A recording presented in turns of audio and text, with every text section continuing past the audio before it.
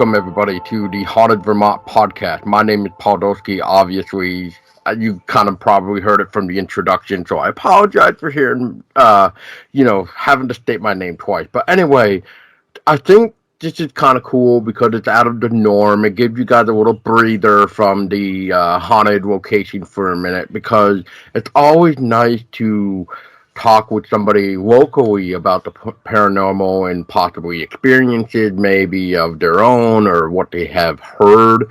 Also, it's nice to actually be talking to another podcaster. So without further ado, I'd like you all to meet the man behind the Blue Coyote Podcast that you probably heard me say I was on twice, but here is the man, Kolby. Kolby, thank you for joining. What's going on? Thanks for having me. I'm excited to be on Haunted Vermont. Like you said, I've seen your guys' work for a while, and it's good stuff. So thanks for having me. Well, thank you for having me in your amazing podcast that you have started. Within the lovely state of the Green Mountains, which is Vermont. So, real quick, Kolby, and I just want to say this real quick for the record. I feel like such an idiot when, we've been talking, and, I've always kept saying Cody or something, and you never, corrected me, and then one day you finally just, it's Kolby, and I'm just like, oh, crap. Yeah, no, it's no worries, man. I wasn't sure because some people kind of drop the L based on how they're pronouncing it, but after a while I was like, no, he's definitely saying Cody. But I definitely was, but I think it's also because I thought I saw somebody else call you Cody, and I've never actually seen you actually type out your name, so it was just I'm just going to go by what I've heard and seen, so I'm hoping I'm saying it right. He hadn't corrected me yet, and then I get corrected, and I feel such a douche afterward. But anyway, Kolby, I will never forget your name again. Don't you worry. It's all good, man. Shit happens, A lot of us just go by, like you're saying, it's the Blue Coyote is, a lot of us just kind of go by our handle or our brand, so shit happens. Exactly. And sometimes it's always better to put a name with the brand though, so that way, it's the world. Sometimes somebody else might try to come in and be like, "Hey, we're the Blue Coyote," but it's not the Blue Coyote that that we know. I would know. So it's like, hey, dude, what's going on here? So that's a good point. Yep. Yeah. So it's always good to put a name with the brand, and that's why I usually put mine out there a few times just because it's just easier that way. But anyway, enough about me. We need to know about you, man. So, for those listening, I've learned with Kolby here that he has been living in Vermont for about almost roughly 5 years now. And within the 5 years, he started the Blue Coyote podcast, and he's been searching and supporting a lot of people too. But like I said, I should shut the hell up and let Kolby here explain it. So Kolby, please explain to me, what is the Blue Coyote podcast, and what made you want to even start a podcast to begin with? Right on, man. So the Blue Coyote, obviously that's my podcast. That's the name for it. But it's also, it's more of a brand as well, I guess you could say. This, it all started originally what brought me to Vermont in the first place. Let's start there. Was I was going to school up here studying music. Music was kind of my first step into that creative realm. And so I studied it for a year, and then I moved to Putney, Vermont with my girlfriend Maya. And after a while of pursuing, I was in hip hop mostly. That's where it all started. Like I said, writing songs, recording them, putting them on YouTube. After doing that for a while and bouncing around the state, New England a little bit, just working, paying rent, and doing some shows, I kind of took a step back from all of that, and really kind of reflected on life. A lot of what you'll hear on the Blue Coyote, I tie in a lot of spirituality to the podcast, and that's really what's guided me throughout everything, and naturally that connects to what Paul and I get into with the paranormal. But so after stepping back from the music scene and reflecting on what I really want my lifestyle to look like, what I want for myself and my future, I started listening to a lot of podcasts and got a better idea for what that was. And like I said, I've always wrote lyrics and which were all kind of turned out to be poems of sorts too. Anyway, that's where I got that name Blue Coyote, after listening to different podcasts and just thinking, hey, I could do that, and that kind of coincided with where I was in my life and wanting to establish the best lifestyle for myself. I kind of fell into listening and then thinking about a podcast, but as you know, Paul, life just gets it flies by, and after some time of just chilling out and writing lyrics, studying the guitar more, and thinking about different ideas for a podcast, this things in the world kind of up and changed, and that kind of raised some red flags in myself, which ultimately lit a fire under my ass to get the podcast going. And like I said, I had the name Blue Coyote ready, and like I said, with the world changing, that stirred ideas back up in myself that I'd been into a long time ago. So to give you a little more of an idea of what the Blue Coyote is about, I say it's a podcast for the people. So it's a lot about being our best selves, chasing dreams, and questioning societal norms, and questioning the structure of society itself, and the group think that we find ourselves caught up in, and why there's so much laid out before us in life that we didn't choose ourselves, that was put here before us, and why we find ourselves caught up in the patterns and the and that structure of society. So that's a big part of the Blue Coyote, is asking questions and seeking our truth, and the truth from our higher self, as I mentioned, spirituality. So that's how the Blue Coyote came to be.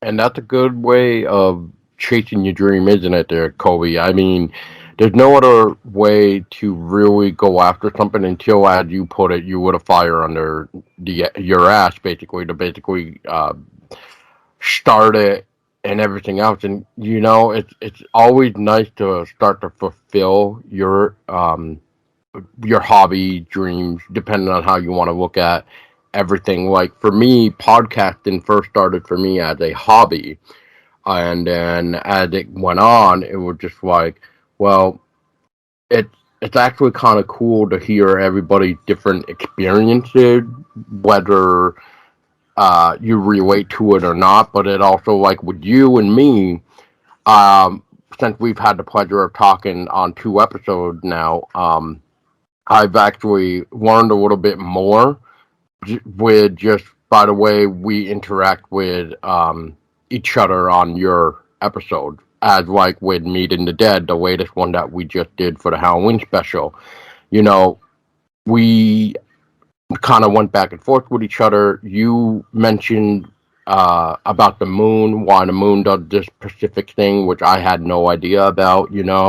I opened up your mind a little bit with how I don't know, I forget exactly which one it was, but it was like either how ghosts walk through walls or mirrors and this and that, like Residual hauntings, I think, was part of that too.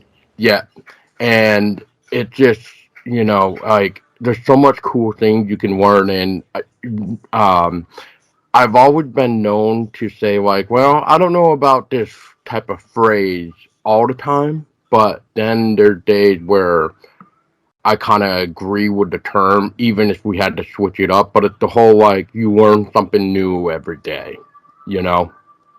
Yeah. And I feel like almost in a way it should be said.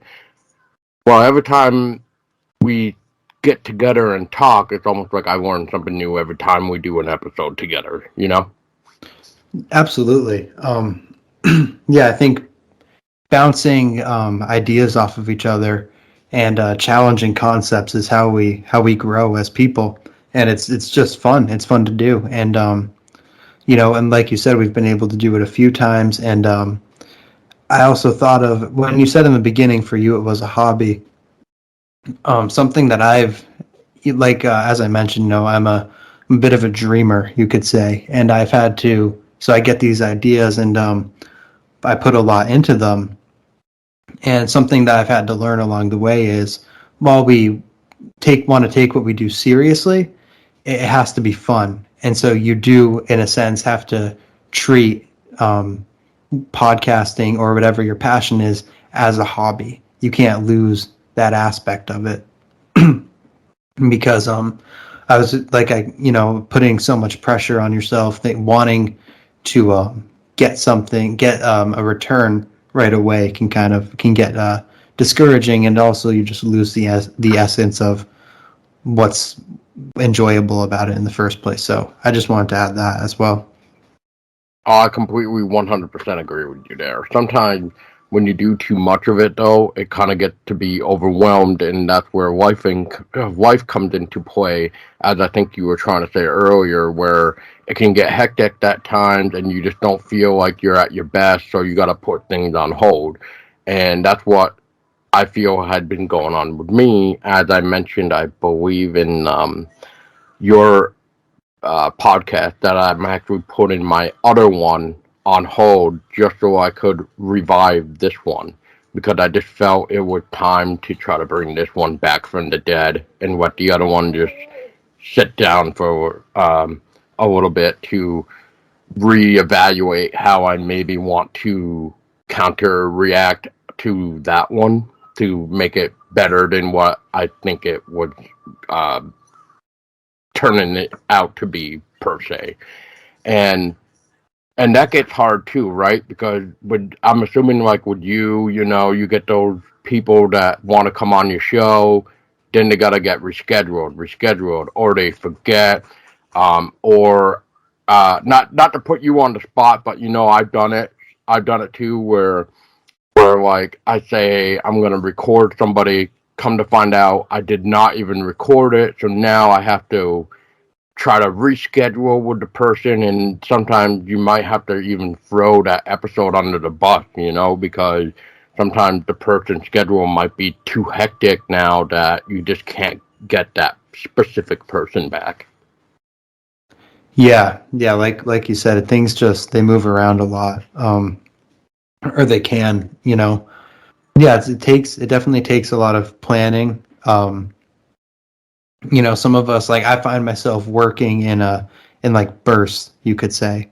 Like, a kind of, you said you can relate to this, like things kind of get thrown off life. I mean, just honestly, like, life comes at you sometimes, and you can find yourself in a funk, and then you get out of it and you go hard for a little bit, and then things catch up to you again.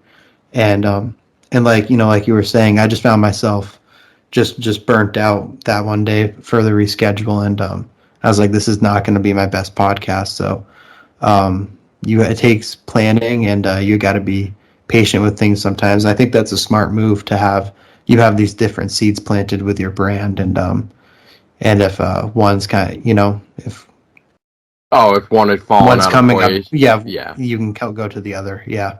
Yeah, and that's what I think is awesome. Like, I've met some great people uh, with my horror podcast, and I've been on other horror podcasts just to have fun. We used to do roundtables, and we used to just have a good time. And then life came into play with a lot of us, and it definitely set back quite a few people where they don't really do much of a podcasting anymore like they used to. It was almost every other weekend we would get together just to record a roundtable on whatever it was we were talking about. So it was really fun, and it's just a shame that life has to sometimes ruin the good moments, or like the moment that we enjoy the most of hanging out with people just to have a good time, you know?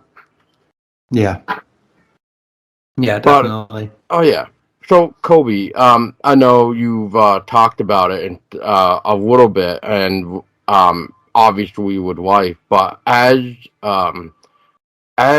the Blue Coyote podcast and stuff, like what has been one of the challenging moments of running your show? One of the challenging moments. I guess something that's been challenging with the show. I would, it kind of is the nature of what the show's about, but going into it being very, it's one of the most challenging things about it is also one of the most rewarding things, given what the Blue Coyote is.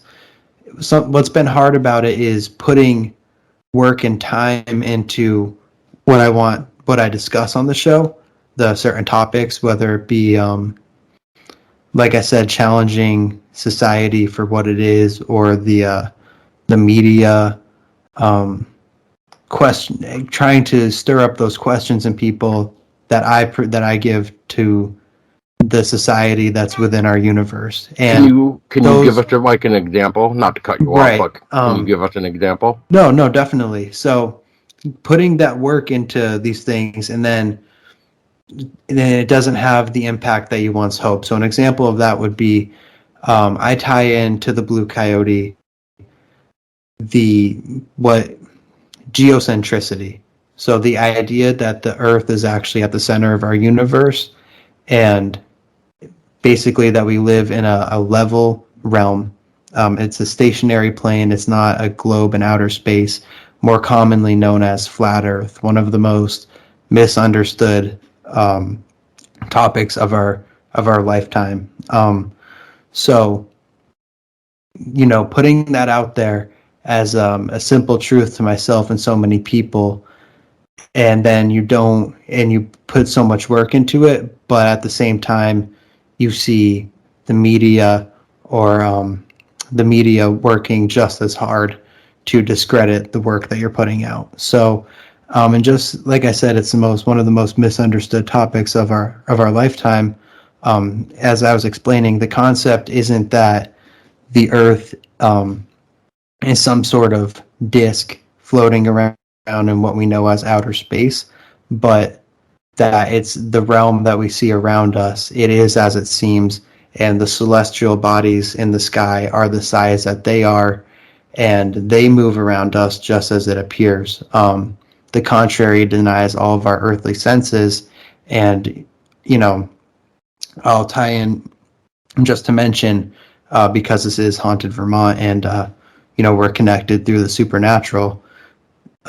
This doesn't discredit this. Also, this truth, if you will, doesn't discredit the idea of things like ghosts and spirits, or cryptids, or even the general phenomena of aliens. It actually, all of those things make a lot more sense on a level plane that that can be explained through our own consciousness.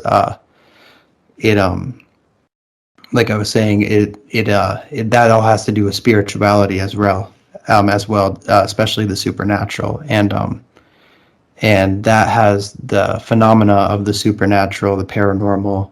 Our souls all have a lot more credibility on a level plane in a realm of existence, rather than they would on a spherical globe that came around by accident. The globe theory, heliocentrism. There's no room for spirituality in that model, and in that within that cosmology that tries to explain our existence, and answer all the questions for us. Capital S science. That's what that is, and just like I only mention this because people can relate to it. Any institution pretending that they have the answers, or even all of the best answers to the great questions of life, To believe in those answers is to follow religion, because many things can't be explained by a mortal man, but on an understanding where we actually are leads us down a path that will bring us much more close to having an answer to those questions than following blindly that heliocentric model that I was explaining. And see, and this is why people, you guys should check out the Blue Coyote. There's a lot going on. It's not just spirituality. There's a lot of topics that I think everybody would enjoy, especially the guest that Kolby brings on, whether it's somebody writing music or taking a look at science of space and stuff like that. Like, the way Kolby just goes and brings everything to the table with the guests, it just makes you start to question everything. And it sometimes can, if I may say, should open up your mind a little bit more to really start to question even your existence of like what we are living and how we look at things, see things. And I just think that type of stuff should be not overlooked and need to come out more, because it's almost like society, and Kolby and I were kind of talking about this, how we get suppressed to only look at it the way that politicians and everybody else want us to look at it.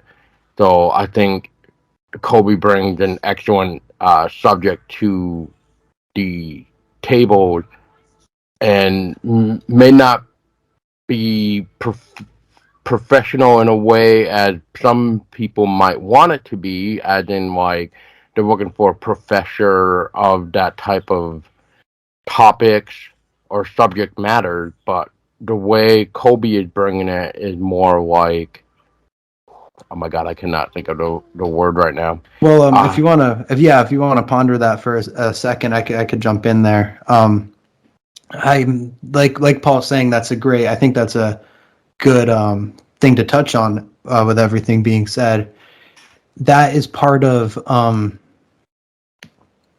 as you were saying with the Blue Coyote, we question the norms, and as you were saying, we're kept down by these institutions and these big name within that structure of society that I was talking about. There's an expert on the matter, right? There's I don't want to say the system, but that applies. The system that we're born into of education / indoctrination and these authority figures.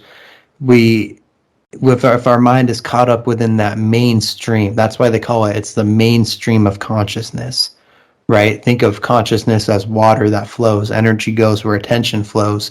We're all our own canal, if you will, but there's that. They want to suck your water, your energy, your focus into the mainstream. Row your boat gently down the stream, merrily, life is but a dream. And that's what I focus on. It's this place is a reflection of our consciousness. There is no institution that can answer all of these questions. We're just, to think, right, as you were saying, Paul, it's not, no, I'm not a professor, and many people going into the topics that I touch, they would want to get the word of said professor.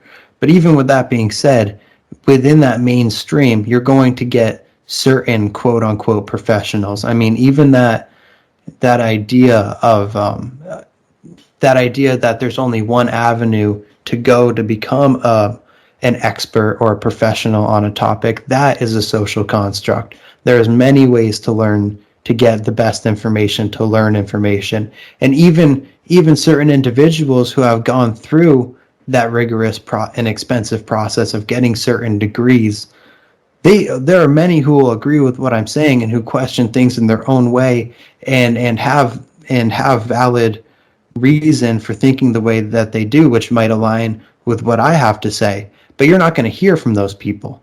You're not going to hear from those people because only certain voices make it out of that mainstream.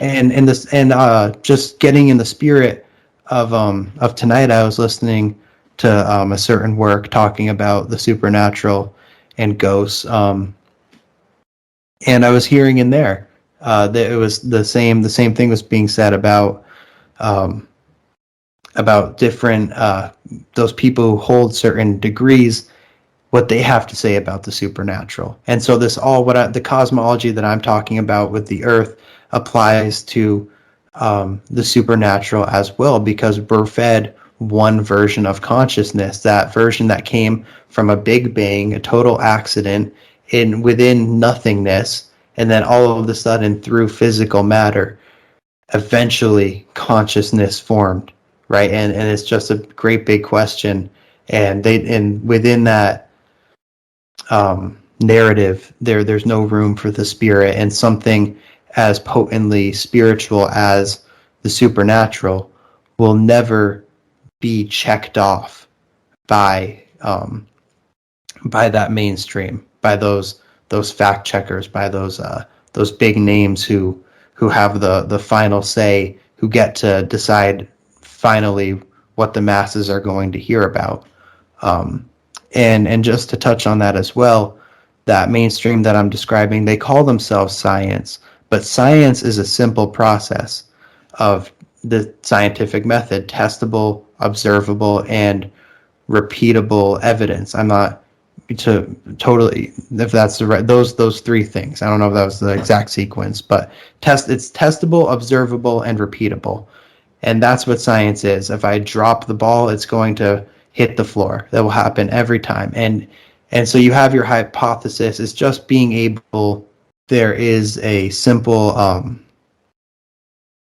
even within the paranormal, it is possible to garner evidence. Not everything follows that exact sequence, but then again, that the scientific method, but then again, all of our experiences combined show something. And there's nobody in that big name, capital S science, within that mainstream.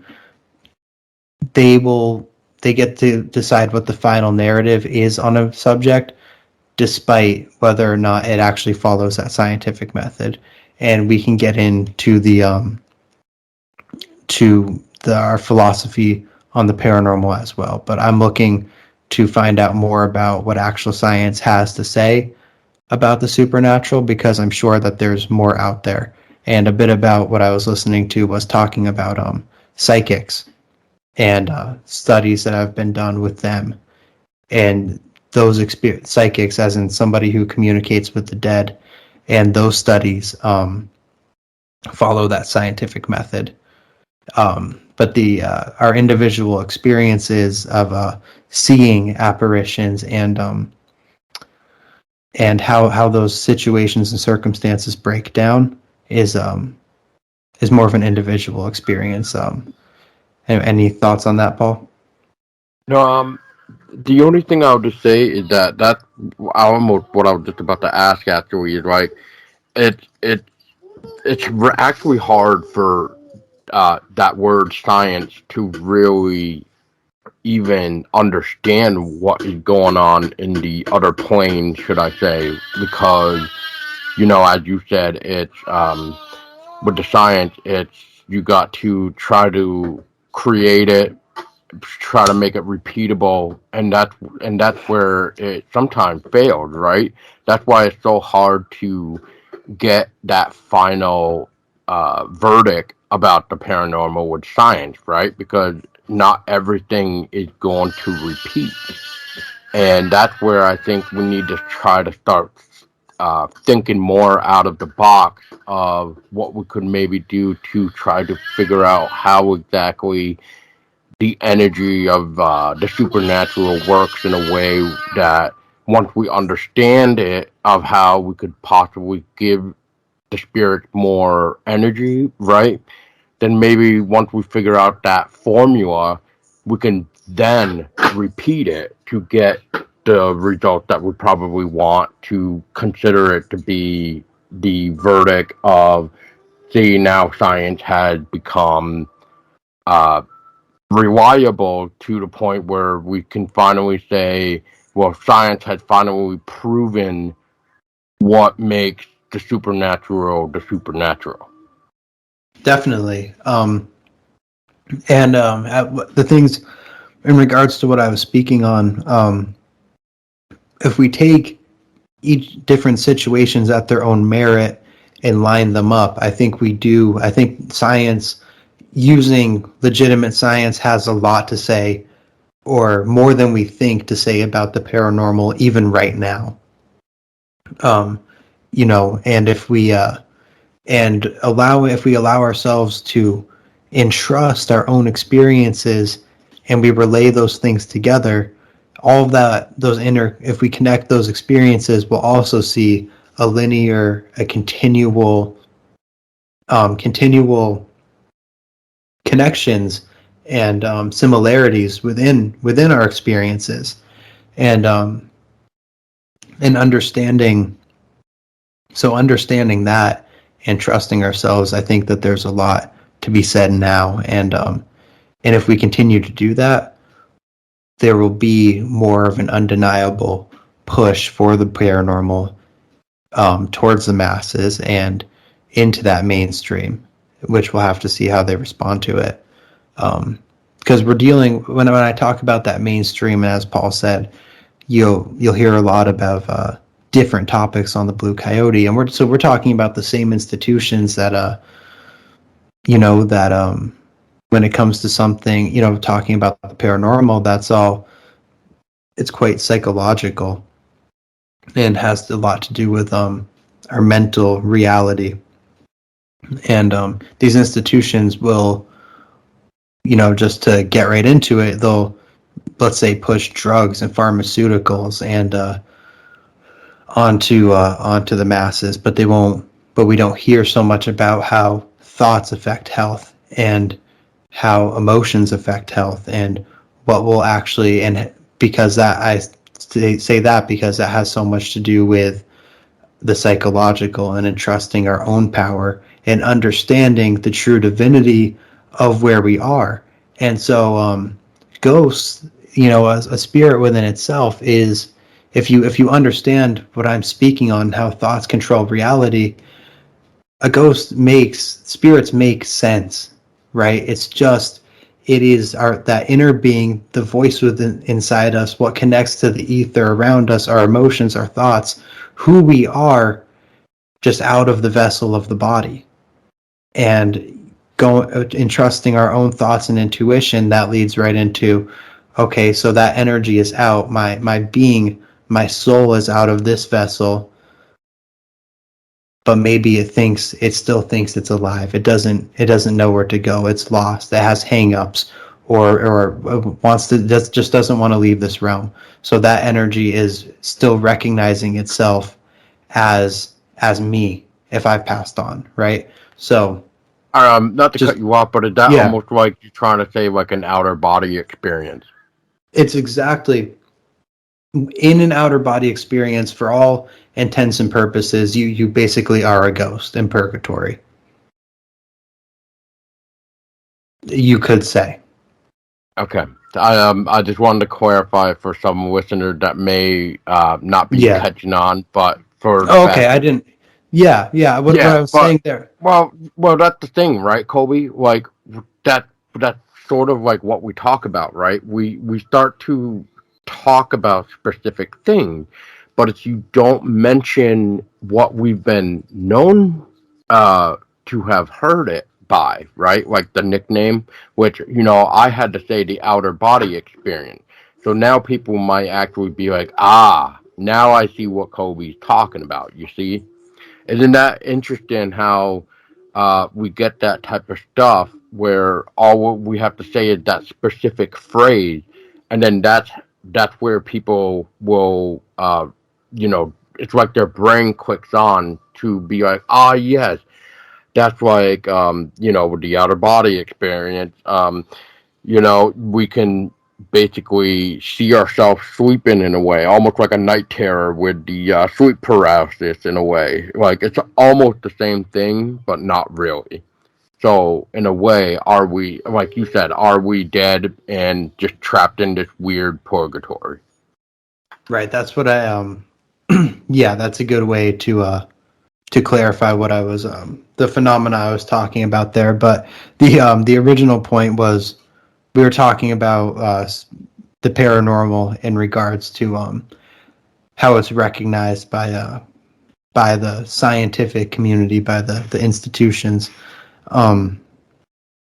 Yeah, so that's, as I was saying, they just those institutions, for them to function how they do, I believe it's intentionally, or the evidence shows me that understanding and truly knowing about things such as the supernatural does not help them retain the power that they have.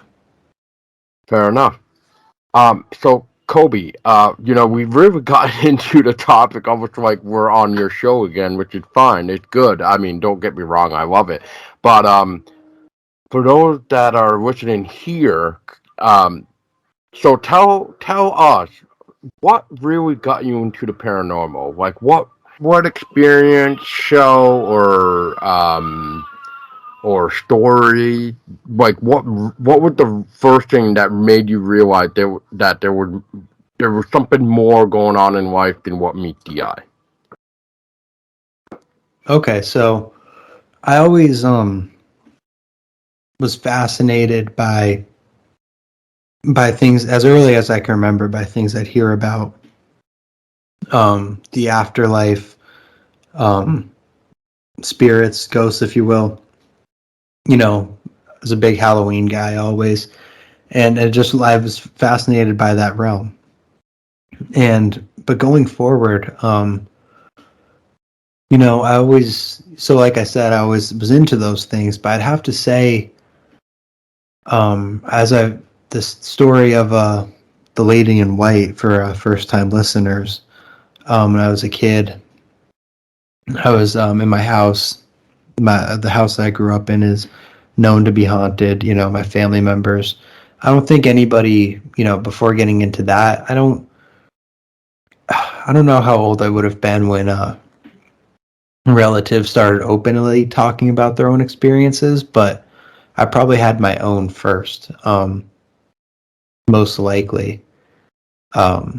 Just because you get scared and you can't sleep. But anyway, with my house being a known hotspot for activity, I was in the upstairs one time.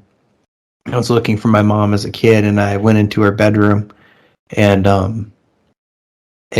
I thought that I was speaking to her. I was calling for her. I saw a woman that looked like her with the same color hair from behind, but she had a white dress on. And as I'm calling for my mom answers in a different part of the house.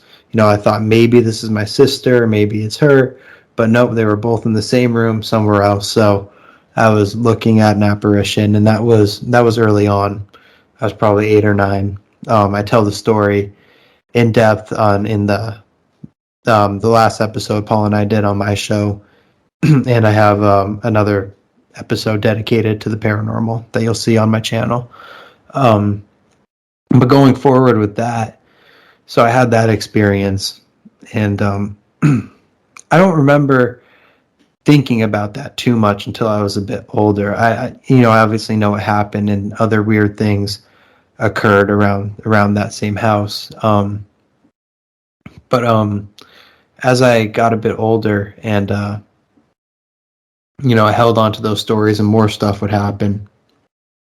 And connecting it into what I do today, I always, as I talked about, the official narrative that if you were to look this up, or if you were to open a textbook, was never, yes, sometimes people interact with the soul of someone who's passed, because there's a soul within everybody, and they leave the body eventually. The tether gets cut, and the soul, you don't hear that. So that going forward, that always interested me. I always loved talking about it. And as I spoke about that kind of what I see as the underworld realm, that's just my own interpretation of reality, the mysticism of reality. What I see there, that always inspired my my writing, which ultimately carried into wanting to start a podcast? The stories that I've heard you share on your show are really fascinating, and I will recommend as well to the listeners that after this is done, please go check out the last episode that Kolby and I did called Meeting the Dead. That definitely took a more in-depth look at the stories that we share of what went on, and we were looking at it in different formats. And what I mean by that is like Kolby was mentioning a fireman story is what I'm gonna say, and within that, I was noticing it sounded like this story had a residual haunting mixed with a intelligent haunting. And we pointed out a couple more things as well, and we kind of rode with that. So that's why I'm saying, please go check it out.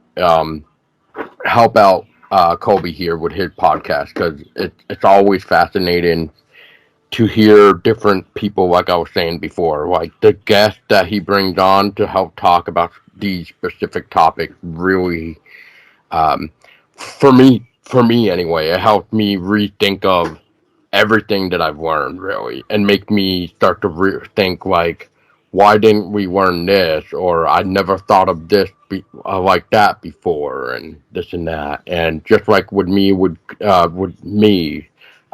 I taught Kolby a few things that he kind of looked at it as that makes sense now. Like I didn't even think of it like that way before and stuff like that. So it's always nice to get some fresh voices as to what other people reflect on these specific topics. But um, so to move forward, Kolby, is like with haunted Vermont and stuff. Now between people that you've either brought on your show or maybe from going to school here or maybe even your girlfriend, have you heard of any weird, creepy Vermont tales? Man, I have heard of several. Okay, I don't know if you've heard anything about this. You doing what you do, you may have. And I'll put a feeler out because, it's pretty much probably a Vermont-based audience. Has anybody else up here seen out probably, in a wooded area, wherever it may be, a large black feline animal, which could be interpreted as maybe what looks like a black panther? Have you heard of this, Paul? Oh, a Black Panther. I can think of maybe a couple things you're going with this. So, but yeah, I have heard of something that looks like a Black Panther. Yes, I don't know how many people have per se, but for the listeners listening, you can actually now leave us a voice message, and you could be almost featured in an upcoming episode. So if anybody has heard about this Black Panther theory that I sort of heard about, and maybe somebody else who's listening might know a little bit more, that would be great to share. But as for you, Kolby, I haven't heard too much about it. I just heard that I don't know if it's anything like what you're about to say, which is like people have seen this strange feline creature that um looks like a Black Panther, but it also walks on two legs. I don't know if that's what you were going with, but before I even continue anymore, I'd like to hear more about what you've heard about this Black Panther. All right, yeah. It's not my experience. Someone told me about it. But from what they said, they saw it crossing the road. I don't recall them saying anything about two legs, but I've heard of other cryptids that will get up on two legs, so I can understand that. And who knows also what I'm talking about, but I heard it described as seeming like, a big cat, a Black Panther, and The only and the person who told me they have mentioned of hearing a few other things about it. I'll try to get them to call in. Hopefully, some other folks do as well. But the only sort of theory for why this could be that they told me about was that somebody up here, probably someone with some money, had a couple of panthers as pets, and they could have gotten out, or it could go deeper than we even know. But I'm curious to hear what folks have to say. Yeah, and to touch on too of what you're talking about, it's almost similar to what I've heard about what people would refer to these creatures. We'll just say, for the lack of better wording, if they are creatures, they're like monster cats, which have actually been seen in various locations in Vermont, which is very interesting. But I have heard of that, and the reason why I was trying to figure out where you were going to go with that, with the whole like Black Panther thing, is because, where we've also kind of known about not just Bigfoot that can walk on two legs, but people can sometimes run into what they call a dog man. So I think that's where some people might get confused, where they think it's like either a dog or a cat or whatever, and then they ended up calling it like something else. So that's why I was kind of more thrilled to figure out where you were going with that tale about the Black Panther. Yeah, it's pretty like you said, there could be a lot of misinterpretations, but I think it's important that we all, we have to talk about these things because then we can connect the dots as Yeah, best we can. Yeah. yeah, and for me to touch on it a little bit more, I don't know, Kolby, if you're familiar with this, but I mean, I'm trying to just only put this in. I'm not trying to take away your spotlight right now, Kolby, and I don't want people to think I'm trying to overtalk with you. But just Yeah, no worries, man. And just to say, oh not to yeah, cut yeah, you yeah. off, I've But got time as well. We're chilling. yo, yeah.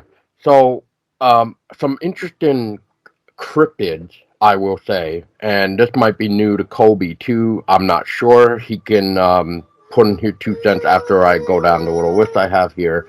And I feel so bad for you guys. I'm so sorry that my daughter is in the background screaming her head off or crying.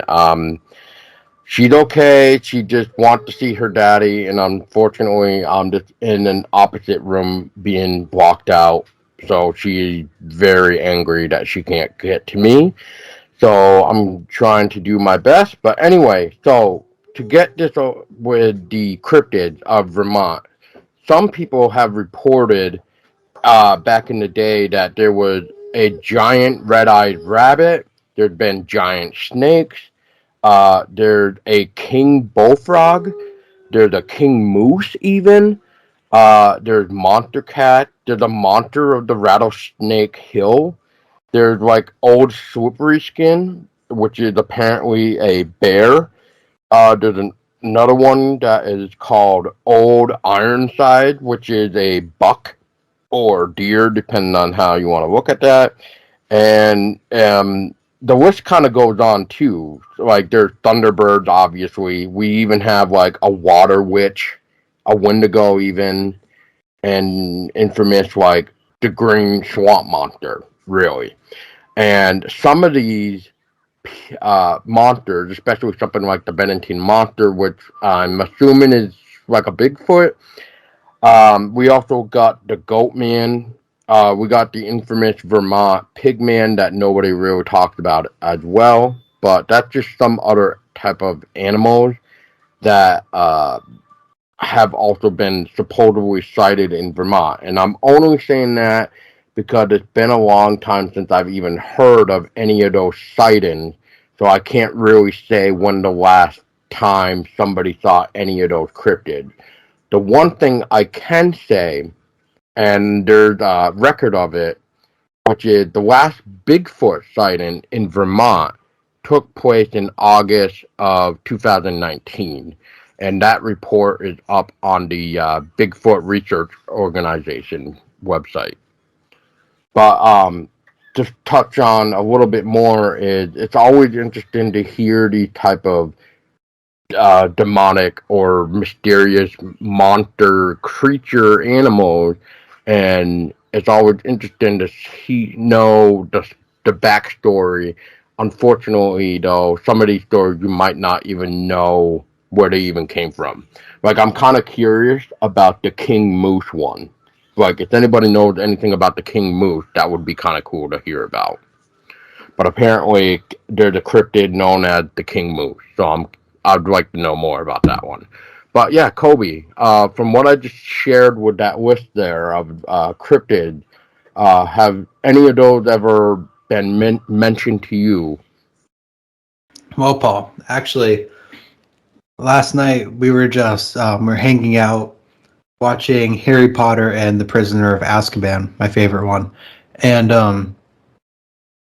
so the Professor Lupin, when he transforms or when he morphs into a werewolf, um, I pointed out. I just said to my girlfriend that looks like a Wendigo. I think that's the correct one. We were talking, and she said, just to theorize a bit. My girlfriend said that certain now. Okay, let me just preface with Bigfoot. Obviously, that's probably the most infamous one. So Bigfoot, I know it to be that Bigfoot is basically a rare animal. Um, of course, in the media, that gets pushed as there's no evidence, it's never official, much like spirits, if you will. But with Bigfoot, there's actually so many sightings, and their evidence does surface all that annually. You can go on probably dozens, hundreds, or even more different forums online and read about it. So there's good reason that no empirical evidence comes forward in regards to Sasquatch. But with some of these more elusive ones that you're talking about, Paul, these rarities, there's some on there that I've definitely have heard of, and some more unique ones as well. And kind of shifting, you mentioned a demonic presence, and it could be that certain energies, different souls could, in theory, get stuck as some of these more menacing cryptids that we see, these more rare ones. Um, some of them could be rare creatures, more rare than a Sasquatch, or some could be more of a demonic presence that manifests in the way of a demonic cryptid. Um, and I'm definitely, God, just like speaking for everybody probably when I say I'm fascinated to see what some of these people saw when they describe these things. It makes you want to just go into the Bennington Triangle and camp out with a camera. As long as you don't wear red, I think you'll be okay, Kolby. So Right. don't wear red. And that's another fascinating thing right there, as you just mentioned, the Bennington Triangle. Now, I just want to throw out there for people listening that may have searched like the Bennington Triangle on YouTube. One thing that YouTubers actually fail on is getting the correct map of the state. Sometimes when I do my own little research, sometimes just to see what people have found, and I'd like to see that being backed up by the evidence of where they supposedly saw this little detail, which I'll get into in a minute. I sort of mentioned it. It's wearing red. Uh, from all the missing people that have went missing from 1946 to the 1950s, only one article mentioned that one person was wearing red. Nobody else has been mentioned wearing red. So it's kind of curious. I'm curious. Excuse me, to know where all these YouTubers are trying to say, well, everybody that was in the Bennington Triangle were wearing red, and that's why they disappeared, because of that curse of the red. You don't want to wear red, and it's like, hold the phone. Only one person had was wearing red, and that was Paula Weldon, which to this day is an active open case, and you can actually search her Paula Weldon on the Vermont State Police website, and you can actually see that her missing person file is still open to this very day. And we're talking almost like what, 71 or so years ago? 70 something years ago. Yeah, 75 maybe. 75 years ago or so. And that's a long time. But I just I'm just always fascinated to know where these YouTubers get the information, because when I try looking for it, I cannot ever find anything about other people wearing red, especially with the 8-year-old boy who went missing from his mother's truck when they were tending to the pigs at the Bennington dump. Which, yes, the theory is that the parents killed the boy. We get it, okay? We get it. But if we're looking at it in the way of the Bennington Triangle, um, some people were trying to mention that where he was taken, he was actually out of the triangle. He wasn't really in the triangle. But people have also mentioned that they don't have to be in the triangle. They have to be just enough near it so that they're still disappearing. Especially like I'm brain farting on the person's name, but there was a guy that was riding the Bennington bus who was trying to leave to go back from visiting relatives or something like that, or going to visit relatives, and he vanished from the bus, and the only thing that was left was his suitcase and bag that he had with him. It's almost like he just vanished into thin air. Nobody saw him get off or anything. So explain that one. And that technically wasn't really inside the triangle. So what happened there? Was it just enough near the triangle that uh, whatever happened basically made him vanish out of thin air? Did it have something to do with um, the infamous like time leaps or the time stops? You know, because like sometimes we can get into that theory too, Kolby, if you're familiar with that one. Like the time leaps and the lost time where, we could look at our watch and it would say this one time, and then we look at it again and notice, you know, it's now 5 hours later than what it should have been. It's almost like we just lost time and we don't remember what happened from the previous 5 hours. So what did happen? It's kind of interesting to hear all these different theories. Oh yeah, man. I don't have a definitive theory of my own on the topic per se, but man, I've been hearing a lot of really interesting stuff in regards to time. I'll just say my own speculation would be in a within nature, a densely forested area like the Bennington Triangle or the national park. I think the certain magic of the universe is really strong. It could magic can happen anywhere.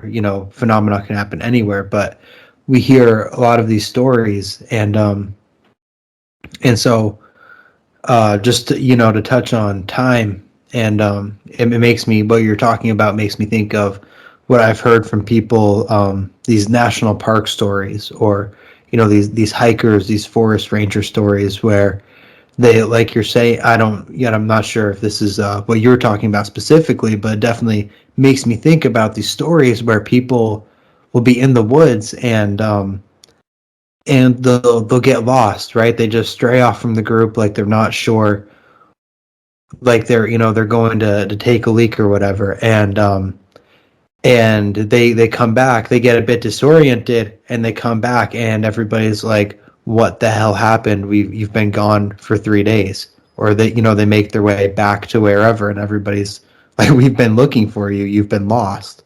Um, and then yeah, man. So there's probably that sort of phenomena going on in the Bennington Triangle, but to hear about that guy who was physically on the bus and then vanishing, that's a different. I don't. That's a crazy rabbit hole that we can only begin to speculate on. Exactly, and just for the record, Kolby, what you're mentioning is exactly what I was talking about. Anyway, so you hit the button right on with that. So, it's almost like another example would be like go watch the Blair Witch Project, right? That has the sense of time where it's always nighttime within the movie at some point. It's like it never goes back to seeing the daylight until the witch of the wood gets them or possesses them or whatever, depending on which film you're watching. But that's basically what I'm talking about. It's almost like you stepped into a different reality, which is no longer the reality that you know of. And now I'm trying to find Kolby because Kolby wanted to take a week, and now he's gone and missing for 3 days. And then finally, for whatever was keeping him in the other reality, decided to let him go. Which, unfortunately, as we sometimes hear to touch on what Kolby was saying with national parks and stuff, we always don't get so lucky, right, Kolby? We hear about the people that go hiking or even just go out hunting and they are never seen from again. And the best parts are the search teams, the search parties are out. They search the entire area, and then let's just say, for the example here, that 10 days later, that person's backpack is found right next to his shoes or something. And it's like, wait a minute, I just checked that area. How come now the backpack and shoes just all of a sudden turned up? So, did somebody plant them there? Which would make it go into, were they murdered? Or was there something more going on? So that once, let's just say for the sake that the universe is trying to play a trick on us, now that the universe knows that we're trying to find this person, it's like, oh crap, we've been caught. We need to, we need to give something back, you know? Yeah, definitely. It's and there's so, just to drive home the point, there are many stories like this.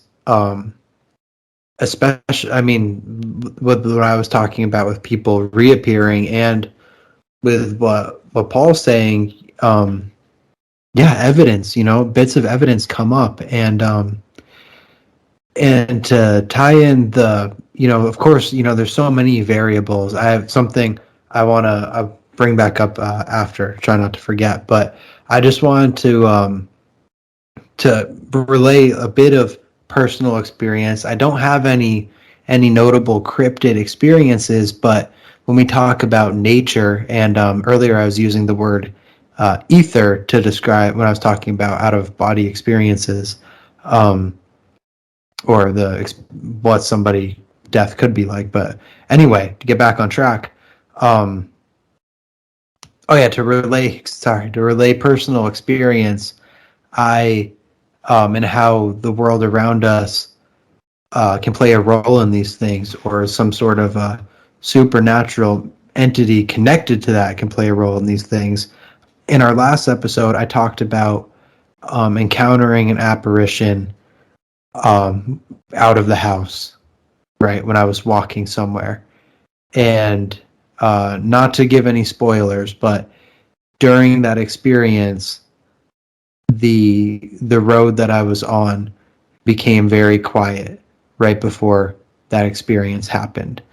So I can, hearing these stories, I can kind of understand how these people can be led astray, how you could get wrapped up into a Blair Witch type of situation, because there is magic all around us, and your perception is your perception, just like your life is your life. So, um, just to relate that. But going forth, if I may, Paul, talking about these situations and more less metaphysical theories that could happen. I was thinking of our area in the Bennington Triangle. Um, my mind's racing, and I started thinking about the Connecticut River Valley killer.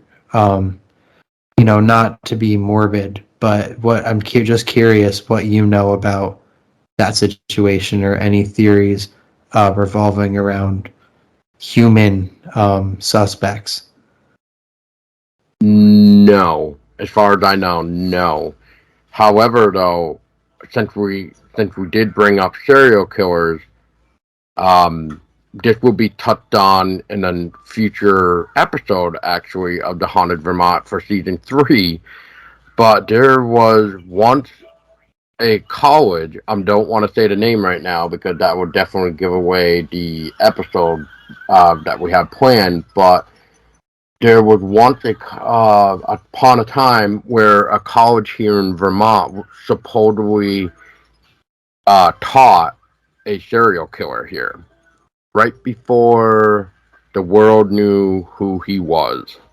Let's just put it that way. But as for the Bennington Triangle, what I find funny about the Bennington Triangle is that there hadn't really been any sort of disappearances until since the 1950s, and then it's just been quiet, which is very odd. So that's what becomes a whole new theory, where it's like, well, have all these actually, well, this might fall into what you're saying. So the theory is not all these people were really taken by some mysterious force from the Bennington Triangle. It's just because of how wide and mysterious and depths, like the in depths of the forests of the Green Mountains in Bennington, of the Glastonbury Mountain, that it makes a good place to basically get away with murder, right? Like, there's just, you got in-depth trees, if you know the perfect time of the season to go and how deep in to go, you could probably just drop off a dead body and just, forget about it. And then next thing you know, nature takes over and you never find the body again.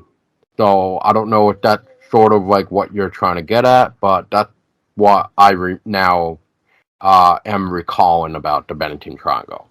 Yeah, it's exactly what I was saying. When you're dealing with situations like this, I'd also throw maybe some sort of occult, or it could even be, I'd throw the government's hat in that ring too, man. Some sort of Montauk-esque thing going on out in the woods up here. The That's black something I suited took. men, like the black men, the black suited men, men in black, Yeah, basically. yeah, exactly. And Right, doing and just who to knows touch what. on that, just a little bit, which is like we were talking about Bigfoot, right? And the evidence that you were talking about, like there's evidence out there, and there's reports about people finding the Bigfoot, but it's so non-public, right? Because they don't want to publicly say like, hey, there's Bigfoot in the woods, watch out, because you could come across one and may have a bad experience, or you might have a good one depending on what you do. and I wouldn't recommend trying to interact with one because most of the time, from what I hear, if you try to do something that you're not familiar with doing, you might just become the next target to be ripped to thread from a Bigfoot, which we hear the stories about that too. And sometimes they do the bluff charges. So I guess what I'm trying to get at now is like, uh, just for the sake of the example, Kolby and I might be in the woods. We might experience a Bigfoot encounter. Now, when we go home, we don't tell anybody. But then all of a sudden, you get these strange people in black cars and black suits, and which are known as the Men in Black, basically, that come knocking on our door, and they threaten us that if we go public with our story, this and this is going to happen. But then it's like, how the hell do they even know that we had a Bigfoot encounter? That's where the theories come into play that the Men in Black have something to do with uh, extraterrestrials, where there's it's almost like the whole other theory now where Bigfoot can basically step into a portal and be somewhere else, right? And then aliens and Bigfoot basically connect with each other because the UFO dropped off the Bigfoot and blah blah blah. Oh my God, there's so many weird theories about that as well. But just to throw it out there, the point was the Men in Black people just might not even be part of the government, even though they're saying they're part of the government. I mean, that's interesting. It's definitely, I can concur with the Men in Black part, and the fact that they would swoop in to take your evidence, and keep that from the public. The Discovery Channel will still do a show about Bigfoot and make their money, but they'll never solidify the topic as true. And just to bring back what I was talking about before, you brought up extraterrestrials, and and of course we're talking about Bigfoot. Now, from what I'm talking, with the cosmology of the Earth, with it being a level plane, in this realm of existence, as I said, that doesn't rule out the general idea of extraterrestrials or Bigfoot, but what it does open up is, with this being an expansive plane, there's more land here. Outer space would be the outer space around us. If we're kept to this one area, there's more around us. I know it might be hard to grab without some sort of visual, but I'm doing my best. And so these Bigfoot are here, right? But they're a high. They very well could be a higher level being like us. Okay, so these Bigfoot are here. These extraterrestrials are here. They're from farther away. They don't live where we live like some of these Sasquatch do. And they're not. I'm not going to get off on a side tangent, but so they're from here as well. And these Bigfoot could know if they're on a level of mental capacity like humans, they could very well be a connective link to us and the rest of what else is here, right? That could also be great reason for why we sometimes see these cryptids, right? Why we don't just see, to use New England as an example, it's not just squirrels and black bear and deer and what live here already. Sometimes other things show up, and there's nothing new under the sun. All right, there's nothing new under the sun. So they feed us this idea that these extraterrestrial beings, who maybe, I don't know if they have, I've never, maybe they have ships, maybe they don't, but we're fed the idea that they come from way out in this black expanse where they say our finite place of existence exists, and then they dropped off the Bigfoot, and it's part of that control system that we're discussing to lie to us about where we are. And so that's why we get, there's definitely with what you're saying, Paul, it's not your theory, it's what, just what you're bringing up. So the Men Well, in it's like Black. the ridiculed, right? We get stunned by that, right? Because we don't want to publicly come out because we're gonna get ridiculed by what we see and what we saw. Not to interrupt you. No worries. I was just, yeah, that's exactly that official narrative that we're afraid to stray away from. So with what you're saying, yeah, the Men in Black, people, we pick bits, and what I personally know, I'm all about, and just to clarify, I think it's important to clarify what you're saying for sure, and what you're using evidence, or using, or making, what you're making when you're speaking on an educated theory, or when you're saying what you definitely know. What I definitely know is that we live on a level plane of existence, in a realm, right?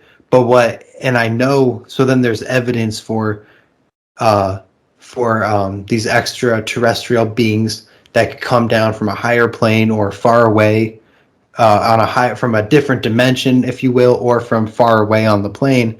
And there's evidence that these Sasquatch are here. But originally but then the Men in Black as well. I know for sure that there are topics that get censored, that will never get mainstream credibility. I also know that to be absolutely true. Whether you're talking about cryptids, or that will never get credibility, or something like what I'm saying, where you present empirical evidence for where we really live, that gets heavily censored. Oh, and I couldn't have said that better myself, Colby. So Colby, real quick before we wrap things up, because I am, we could, that's the thing about this, right? There's so much we could get into, just for you and I, just to like just go back and forth on. But some people might not see things and hear things the way we want to see it. So everybody has their own different opinions, and they look at this the way they this way. And one thing I think that would be interesting to touch on before we wrap it up is sometimes we hear people say, well, you might have had an experience, but I have never had an experience. So I can't technically say I'm a true believer, which, that's where the skeptics can come into play as well, where it's like, back on the topic of cryptid with Bigfoot and like the Loch Ness Monster, especially here where we are known to have Champ, right? I'm a skeptic when it comes to Bigfoot and Champ because I personally have never seen one. I mean, I may have come across some sound like tree knocks or whatever, but that falls back onto, well, that could just easily be somebody banging on a tree,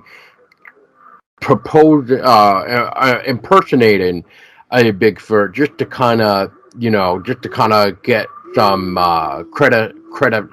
credibility. And now within the news, they're trying to say that the Patty film footage that we all know of that Bigfoot is supposedly now a guy in a costume, which I cannot see that being a guy in a costume.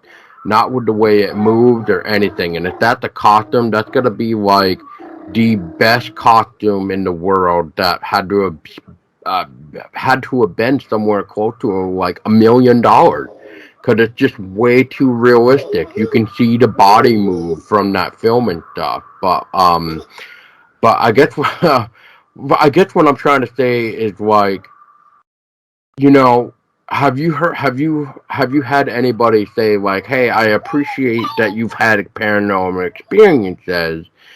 However, it's hard to for this person, I'm just going to say myself, just for the example, that I'm that person that it's hard for me to believe in the paranormal when I personally have not had my own experiences."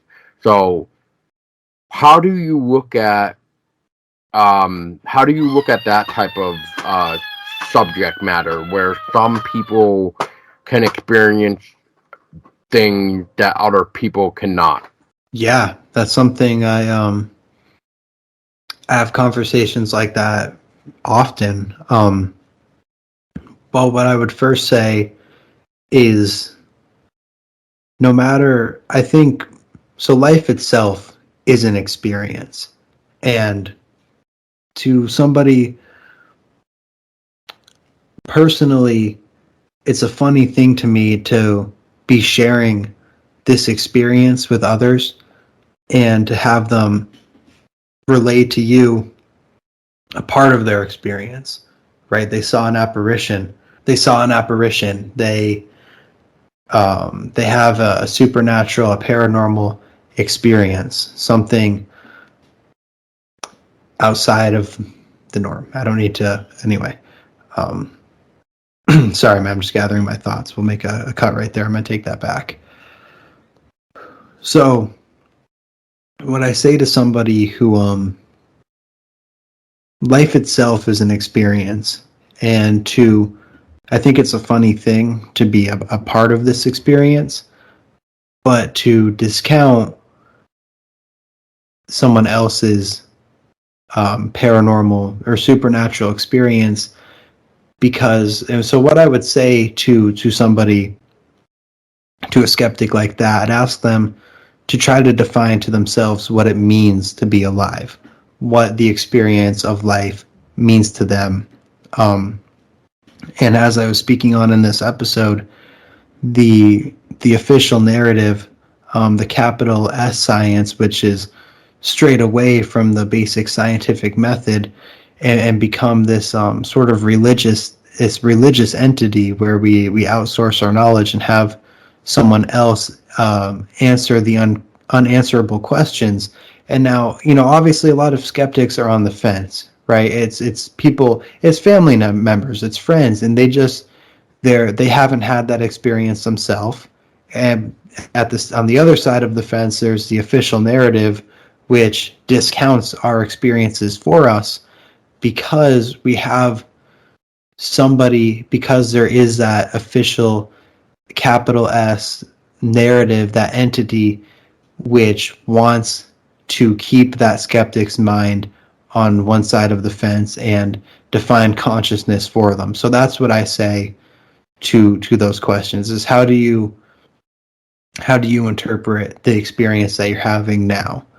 Do you have thoughts? That's a vibrational frequency. Any emotions are as well. You can close your eyes and play a memory in your head. That's not a physical world experience. That's pure consciousness. That's within. And when what's within gets out and is still within our physical realm, that's what I interpret as the ghost. So before you'd have to have, to me at least, to be a skeptic is one thing. Like you were saying with Bigfoot, because I trust people's experiences, that at the very least something happened that they can't readily explain. I trust that, so I will speak on this this Bigfoot phenomenon. But like you said, I'm also a skeptic. I also have those questions when I see the videos. I haven't seen it for myself. So being a skeptic is one thing. If you're as long as you're asking the questions, I think it's an important thing to have conversations with people who challenge the way you think, wherever you stand. That's how we grow. But to be a denier of to deny people's experience, because I at least think, when it comes to that, to me, you have to have a solid understanding whatever it means to you, you'd have to have a solid, grounded set of opinions when it comes to where you think we are and what you think is going on here to it, because I mean, nothing, no 2 days are the same. How can, so why, so to jump in and to tell somebody else that their interpretation of reality when they had an experience, because that doesn't align with your own interpretation of reality, to say whatever happened to them didn't happen the way they're saying it, or to say that it didn't happen at all. None of us, to say they imagined it, or it was, or there's some sort of explanation, none of us have the explanation. We have to take each instance at its own merit. And when you line them all up, there's reason enough to believe that that these ghosts, that these apparitions, these experiences happen. They happen for what they're worth. It's not, it's the lineup of unexplainable experiences. It doesn't align with our day-to-day physical reality, but at the same time, it's a part of it, because there is more to what's around us. Certainly more than physical bodies and just solid objects. So that's what I have to say to that. And I think that's the perfect way to end it, to be honest. That was very fascinating speech there, Kolby, and I hope everybody else agrees. So, Kolby, I just want to thank you for your time to coming on the Haunted Vermont podcast. We still got to do one more episode to catch up with your show, but I think for now we have a pretty solid one, and I hope everybody else agrees. So, Kolby, before we go, what final thought do you have for the listeners about um, the supernatural, or the truth seeking, that you would say, for your podcast? Are there any challenging statement that you want to ask the listeners? Well, first of all, I'll say this probably again before I wrap up, but thank you, Haunted Vermont, Paul. Thank you, my man. This is my first official time being interviewed. I hope your audience enjoys this, guys. I want to say thank you for having me. Thank you for listening. I know I definitely brought up some different topics and ideas that you would hear about on my show. If you decide to check it out, I hope you do. But I just, I hope you, when anything's presented, I hope you just sit back and take it all in before you come to any thought conclusions. And I thank you for listening. Going forward, man, I don't really have anything else to lay on everybody. I would just, like I said, that would be it. Just to take it all in.